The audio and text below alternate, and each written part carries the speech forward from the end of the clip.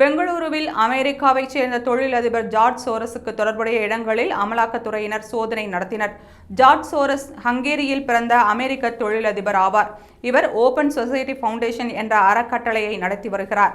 இந்த அறக்கட்டளையானது 1999ஆம் ஆண்டு இந்தியாவில் செயல்பாட்டுக்கு வந்தது. இந்தியாவில் மோடி தலைமையிலான பாஜக கூட்டணியின் ஆட்சியை கவிழ்க்க ஓபன் சொசைட்டி அறக்கட்டளை மூலம் ஜார்ஜ் சோரஸ் 2014 முதல் சதிச் செயல்களில் ஈடுபட்டு வருகிறார் என்ற குற்றச்சாட்டு இருக்கிறது.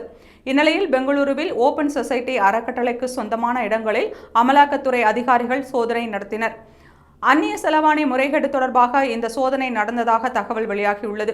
இதுகுறித்து அமலாக்கத்துறை அதிகாரிகள் கூறுகையில், ஓபன் சொசைட்டி அறக்கட்டளையானது ஃபெமா சட்டத்திற்கு புறம்பாக நடவடிக்கையில் ஈடுபட்டது தெரியவந்தது.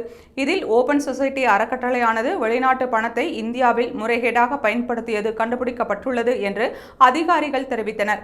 இந்நிலையில் இந்தியாவில் நிலையற்ற ஆட்சியை உருவாக்க வேண்டும் என்ற முனைப்பில் ஜார்ஜ் சோரஸ் செயல்படுவதாக அவர் மீது குற்றச்சாட்டு இருக்கும் நிலையில் அவரது அறக்கட்டளையிலேயே அமலாக்கத்துறை கை வைத்திருப்பது எல்லை தாண்டிய சர்வதேச அளவில் பரபரப்பை ஏற்படுத்தியுள்ளது.